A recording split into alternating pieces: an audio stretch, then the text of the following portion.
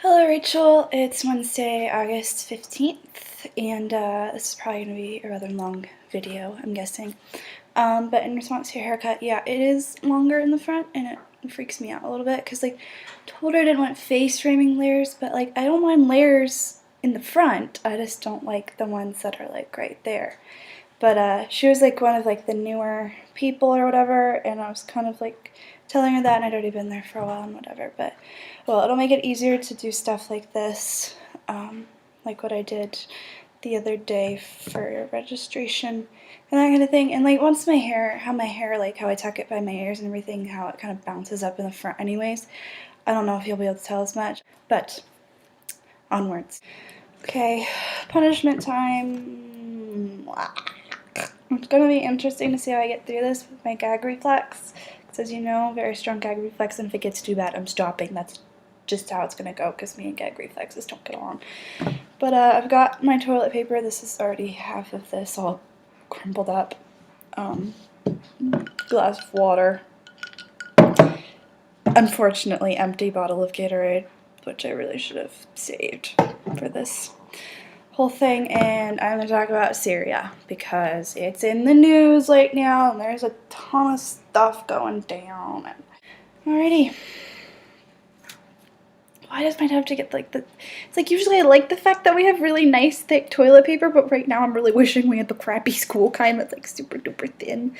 Because it'd be a lot easier to eat. At least you're not making me eat tissue. That'd be really bad. Okay. Here goes nothing.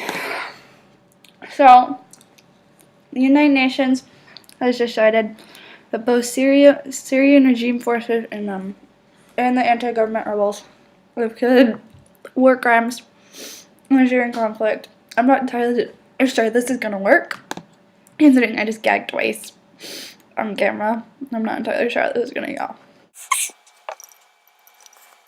I'll try again for you. But, yeah. Okay.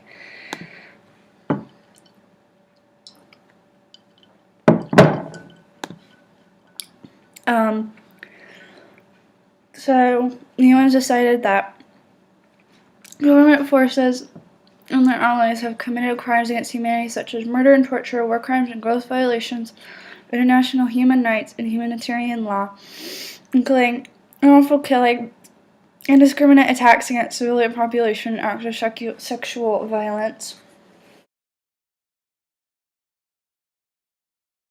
Ugh, I'm sorry, it's just gag reflex is not letting me do this at all. Again, I've tried this a few times. It's not working. I'm really sorry.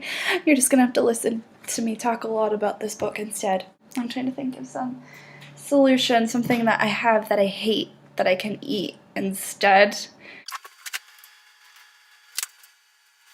We have pecans, which is probably the exact same effect for me because I hate pecans, but I'm not entirely sure how thrilled you would be with that idea. So I wanted to talk about this book that I read. I actually finished it last night. I stayed up until like 2 in the morning to finish it. It's actually, I've never read it or really talked about it during daylight. I've always just read it when it's dark outside. I don't know why, because I think it's fantasy, kind of. It is. I mean, it is fantasy, but it's more like realistic fantasy, like Isabel Allende or Gabriel Garcia Marquez or something like that.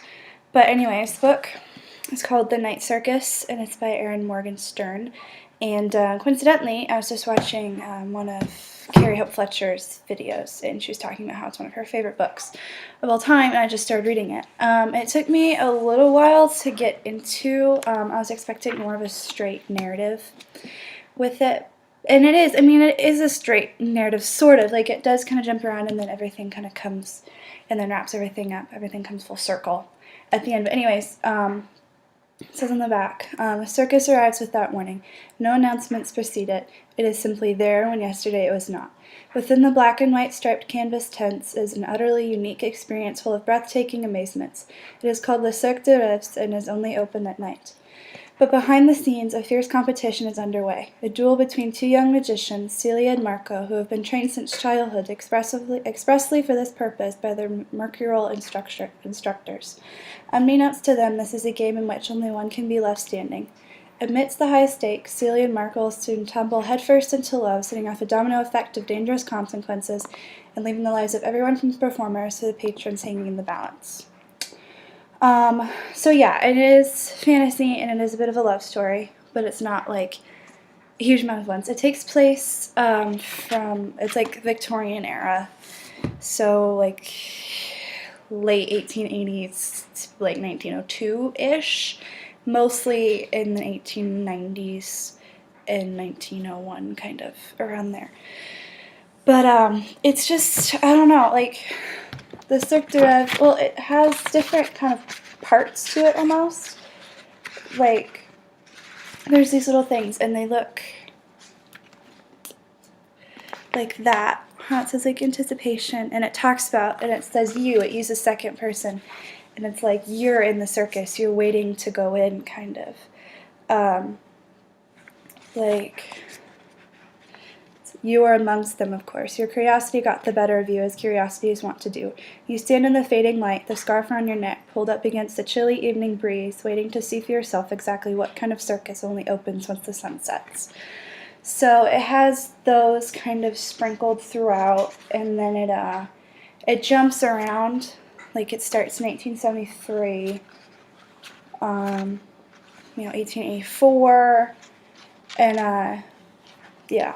I don't know, it kind of got me to start doing some sketches, actually, a little bit. Just, it gets the imagination going. Like, to me, the book is the Cirque du Rêve, because it just gets your imagination going like the circus does. Like, it leaves you in this trance, and you can't get out of it, hence why I was up till 2 in the morning finishing it. And the fact that, like, I was thinking about last night how I want to talk about this before I fell asleep, but I was like, am I going to be able to talk about this in the middle of the afternoon? Because, like, when you're reading it at night, it has such a hold over you.